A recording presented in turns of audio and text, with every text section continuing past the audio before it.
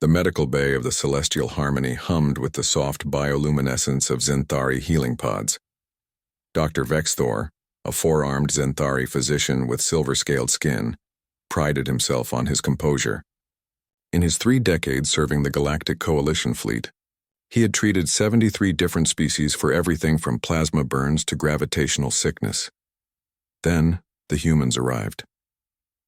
Olivia Chen stumbled through the medical bay doors at 0600 hours, clutching her abdomen. Behind her, Liam Rodriguez followed with a concerned expression, his engineering uniform streaked with something dark and disturbingly red. "Doctor," Liam called out, his voice urgent but strangely calm. "Olivia needs help." Vexthor's optical sensors widened as he took in the scene. The red liquid, blood, his database informed him, was seeping between Olivia's fingers, dripping onto his pristine white floors. His tertiary hearts began racing in his chest. By the eternal stars, Vexthor's translator struggled to convey his panic. "She's hemorrhaging. How is she still conscious?" "Get the trauma unit! Prepare for immediate stasis."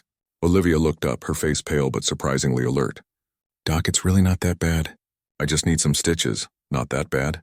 Vexthor's voice climbed an octave as he rushed forward, his forearms gesturing frantically at his medical drones. "You're leaking vital fluid. Your circulatory system has been compromised."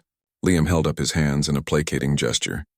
"Deep breath, Doc." She cut herself on a broken conduit panel. "It looks worse than it is." "Looks worse?" Vexthor couldn't comprehend their casual attitudes. In Zenthari physiology, losing even a tenth of this much blood would trigger immediate organ failure. She could expire within minutes. Olivia actually chuckled, then winced. "Okay, laughing was a mistake. But seriously, Dr. Vexthor, humans can lose like 15% of our blood volume before it even becomes a real problem." The Zenthari physician's medical scanner trembled in his primary hand as he ran it over Olivia's wound. The readings made no sense. Her vital signs were elevated but stable. Her consciousness remained clear. Her body was somehow maintaining pressure despite the breach. "This is impossible," he muttered, guiding her to an examination table. "Your species is classified as fragile. Soft skin, no natural armor, minimal regenerative capabilities." "Fragile?" Liam raised an eyebrow. "Doc, with all respect, Olivia here ran a marathon last month on her day off." "A marathon?" Vexthor began cleaning the wound, still bewildered. It was a clean laceration, approximately 8 centimeters long and 2 centimeters deep. Serious, certainly, but the way these humans were behaving. "You voluntarily run extreme distances for recreation?" "Yep," Olivia confirmed, gritting her teeth as Vexthor applied a coagulation agent. 26 miles. Good for clearing your head." The doctor's hands worked automatically, years of training taking over even as his mind reeled. On Zenthar, such exertion would be considered torture. "Our bodies are optimized for efficiency, not endurance." "Yeah, well, humans are a bit different," Liam said, leaning against the wall. "We're persistence hunters. Our ancestors used to literally chase prey until it collapsed from exhaustion." Vexthor paused his work. "You hunted by outlasting your prey?" 11 hours sometimes, Olivia added. "Our cooling system is way more efficient than most mammals. We just keep going." The Zenthari physician resumed his stitching, using traditional sutures rather than his usual cellular bonding technique. Somehow, he suspected human tissue might reject advanced methods. "And this injury? You called it just Tuesday?" Olivia grinned despite her discomfort. "It's an expression. Means it's nothing special. Pretty much everyone I grew up with has a scar or two from everyday accidents." "Everyday accidents," Vexthor repeated flatly. He finished the final suture with meticulous precision. "In my medical studies, I learned that humans survived on a death world. Category 7 on the habitability scale. I thought the classification was an exaggeration. Earth?" Liam shook his head. "Nah, that sounds about right. We've got natural disasters, predators, diseases, and that's not even mentioning what we do to ourselves." "What you do to yourselves?" Olivia sat up slowly, testing her mobility. Extreme sports mostly. Jumping off mountains with fabric wings. Climbing vertical rock faces without safety equipment. Diving to crushing depths. You know, fun stuff.